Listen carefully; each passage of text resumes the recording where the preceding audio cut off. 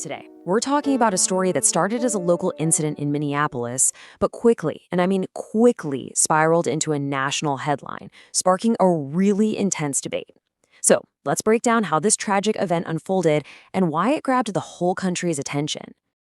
Okay, let's set the scene. It all begins on a cold morning, January 7th, 2026, in Minneapolis, Minnesota.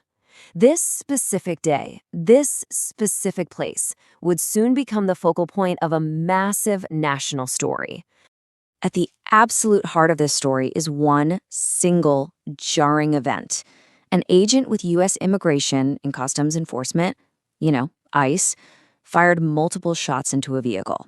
And that one action, that's what lit the fuse for everything that was about to come. So, you have to be asking, what on earth led to that moment? Well, federal agents were in the middle of an operation in a Minneapolis neighborhood.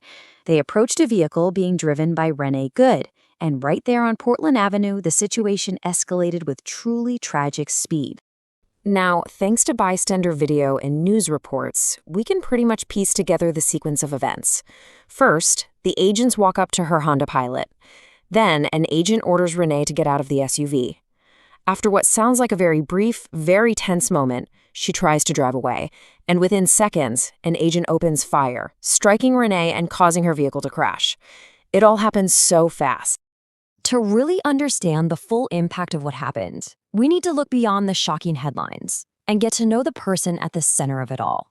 So, who exactly was Renee Good? She was a 37-year-old mother of 3 children. Her kids were just 6, 12, and 15 years old. She had actually just moved to Minneapolis with her wife, Becca, hoping for a fresh start. And her life had already seen real tragedy. She lost her previous husband back in 2023. Friends and family all seem to say the same thing. They remember her as this incredibly warm, generous, and completely devoted parent.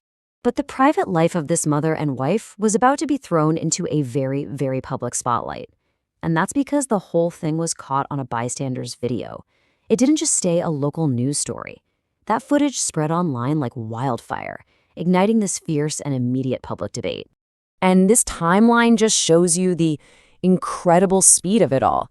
January 7th, the shooting happens.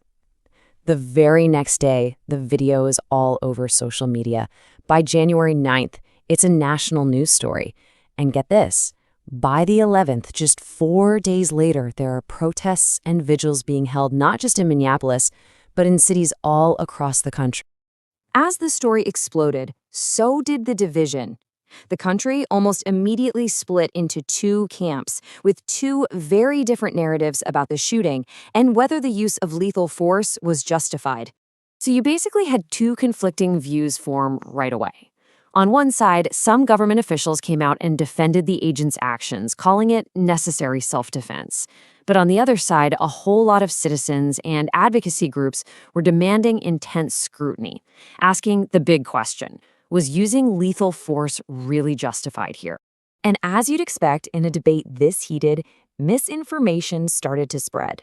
Claims popped up online that Renee had a serious criminal history. But here's the thing. Public records and fact checkers quickly confirmed that these claims were just false. They were fabricated.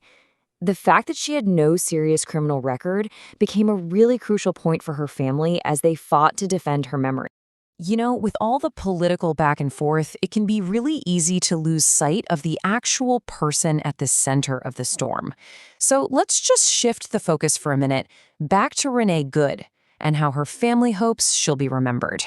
Her family's message has been unwavering and crystal clear. She was not a violent person. She was not a threat. She was, in their words, a loving mother whose life was cut tragically short. And ultimately, when all the political arguments fade away, this is what's left. Her loved ones remember her as a caregiver, as a partner, and as a mom who was just full of heart. Their fight is to make sure she's remembered, not as a headline, but as a person whose life mattered. And that leaves us with a really difficult question, doesn't it? In cases like this, where public opinion is so sharply divided and the facts are debated so fiercely, how does a society even move forward? How do we look beyond the headlines and all the arguments to find a path to justice? while making sure we never forget the human being at the center of it all.